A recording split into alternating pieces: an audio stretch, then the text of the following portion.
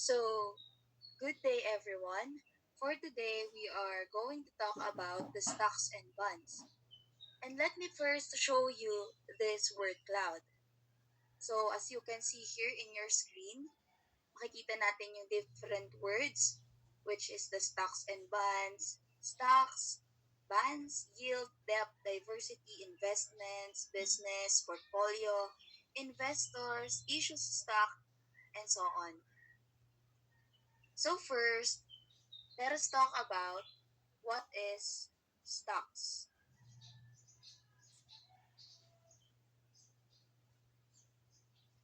Stocks is an ownership share of a corporation. It is also called the selling shares of ownership that the company used to raise money. So kapag sinabi nating stocks, ito yung minsang tinatawag din natin na shares or equities. Ito yung nagsisimbolo na mayroong kaukulang paghahati-hati sa pagmamayari ng isang kumpanya or corporation. So next, let's have shareholders. So pag sinabi natin shareholders, they are the persons who own shares of stocks in a corporation. So meaning, ang shareholders, sila yung mga tao kung saan sila yung nagmamay-ari ng mga shares, sila yung may kaukulang ambag sa isang company or korporasyon. So next, let's have stakeholders. Stakeholders is the buyer of the stocks. He or she have a share in the profit or losses of the company.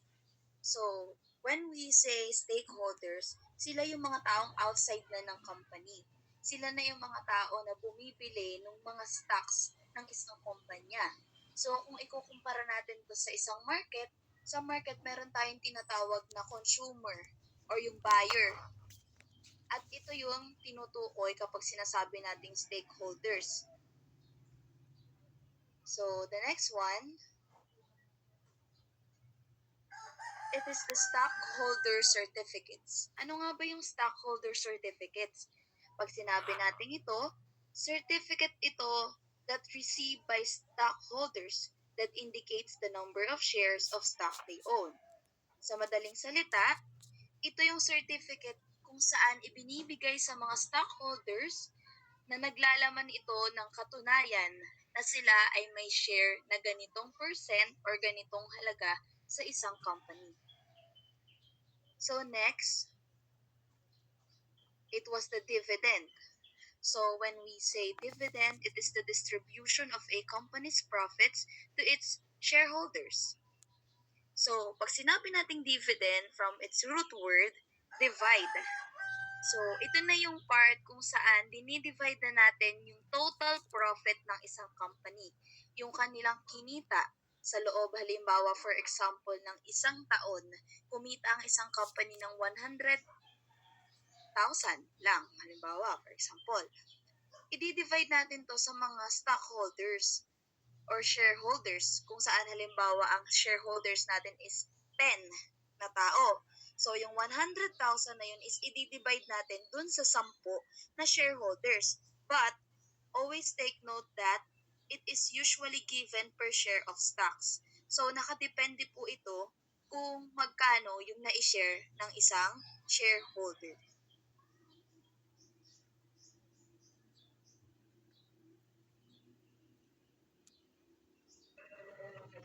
Example 1 po, a stock pays an annual dividend of 60 pesos per share.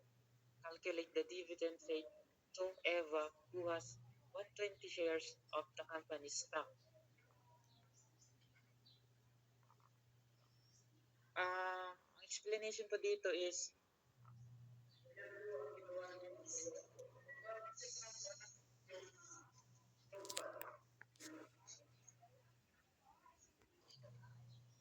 solution po is multiply lang po natin yung shares po ni Eva na 120 shares. Times po natin siya sa 60 pesos per share. and equals to 77,200 pesos. So, yung ano po, yung 120 shares po, yun yung shares po ni Eva. And then yung 60 pesos per share po, yun yung annual po, yung tao ng share po nung share niya sa company. Times lang po yun sa 120 shares. And Eva received 7,200 in dividends. Next slide po. Dividend yield. Amount of dividend divided by the price of the stock. It is the It is the rate of dividend in reference to the stock price. So yung dividend yield naman po, pag sinabi po natin, di ba sinabi po kanina, yung dividend yield is total amount po ng profits. So divide lang po natin siya sa price stock. Next slide po.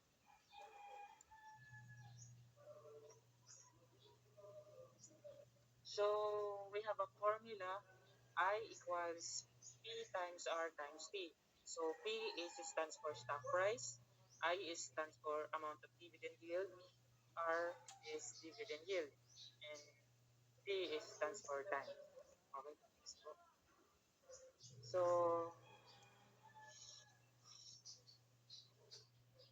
we have another formula po. Dividend yield equals annual dividend per share divided by current share price. So, and take note, annual dividend per share is amount of dividend yield, and current share price is stock price. Next po. Example number 2. Stock pays an annual dividend of 80 per share.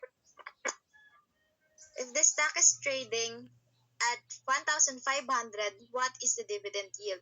So, ang hinahanap natin dito is the dividend yield. Next.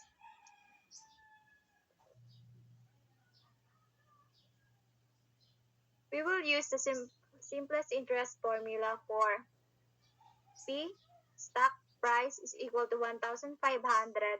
I is the amount of dividend is equal to 80, and T, which is the time, is equal to 1.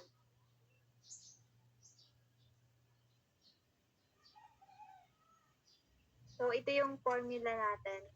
I is equal to P, RT. Isa-substitute lang natin siya sa formula. 80 is equal to 1,500 times R. Kasi ganun siya, kaya R is yung hinahanap natin. Times 1. 80 is equal to 1,500. And then, dividend yield. So, ang gagawin natin dito is i-divide lang natin both side by 1,500 and then maka-cancel yung sa right side yung 1,500 and then matitira yung 80 over 1,500. So, pag na-divide natin yon, magkakaroon tayo ng sagot na 0.053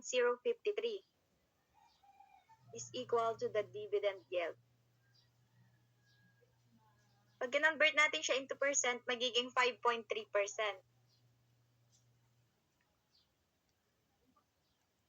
Next. Another formula is dividend yield is equal to the annual dividend per share over the current share price.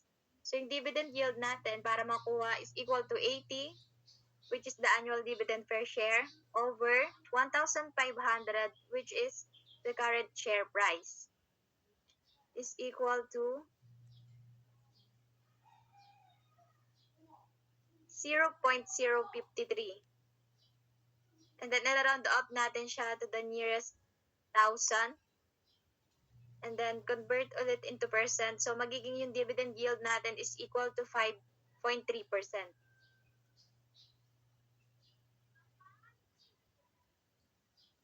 Market value.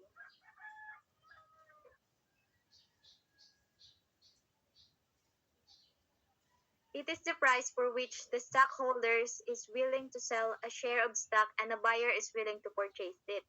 So when we say market value, ito daw yung presyo kung saan ang may-ari ng stock ay handang magbenta ng share ng stock at ang mamimili naman ay handa itong bilhin. So ito din yung presyo na kung saan makukuha ng isang asset sa pamilihan.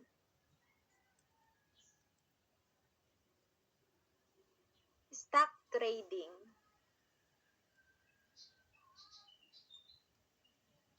The buying and selling of shares in a particular company. It may have been brokers who also charge commissions at varying levels. These things happen in stock market. In the case of the Philippines, it is the Philippine Stock Exchange or PSE. So, sa stock trading naman, ito daw yung tinatawag na buying and selling of shares. Nangyayari ang mga bagay na to sa stock market. Sa Pilipinas, yung PSE, yung PSE is a private, non-profit, and non-stock organization created to provide and maintain fair, efficient, transparent, and orderly market for the purchase and sale of the securities. So yung PSE ay isang organisasyon na ginawa upang mapanatili yung patas o yung maayos para sa pagbili at pagbebenta ng mga shares.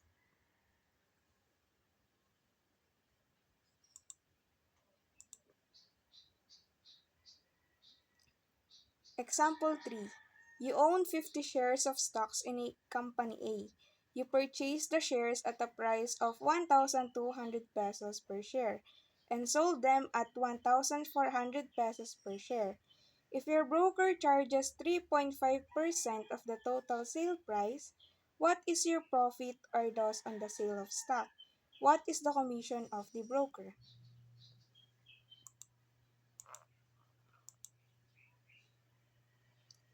So the formula that we have to use is profit equals selling price minus purchase price. So ang ating selling price is 1,400 and our purchase price is 1,200. So profit is equals to 1,400 multiplied by 50 minus 1,200 multiplied by 50. So we can have profit is equals to 70,000 minus 60,000. Then we have to subtract 70,000 to 60,000 and we can have 10,000 pesos. The profit on the sale of stock is 10,000 pesos. Then the commission of the broker is the broker charged 3.5%, so we have to convert it to decimal. So we can have 0.035 multiplied by 70,000, which is the selling price. So we can have commission is equals to 2,400. So the broker's commission is 2,400 pesos. So let's talk about bonds. Bonds is issued when the company is borrowing money from the bondholder and promises to pay its face value at a maturity date along with the given rate of interest called the coupon. They are also considered as stocks. Changes in the prices of bonds vary according to the demands of the market or according to market performance. So, ang bonds po is para po siyang emergency fund of a company or ito po yung process na panghihiram ng pera sa mga bondholder na kung saan meron silang pinag-usapan na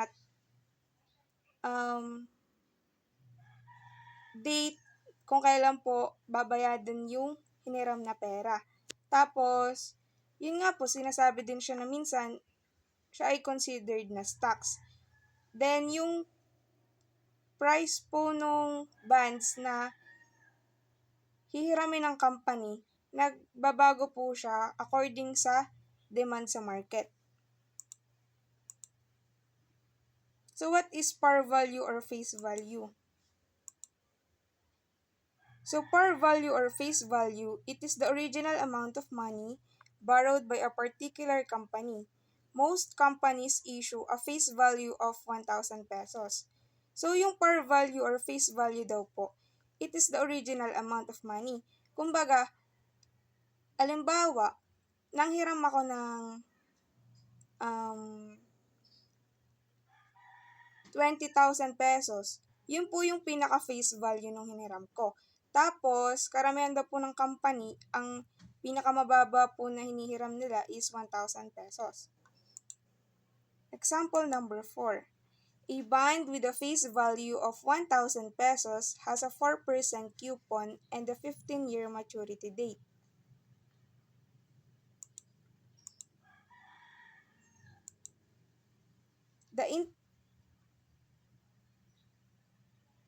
The interest is calculated using the simple interest formula, where P for principal is the 1,000 pesos, R is 0.04, and T is equals to 15. So I equals P times R times T. So let's substitute. For P for principal, it's 1,000 pesos. For R is equals to 0.04. And for time, it is equals to 15. So let's have to multiply them. I is equals to 600. So the bondholder will receive the face value of 1,000 pesos plus 600 pesos for the interest.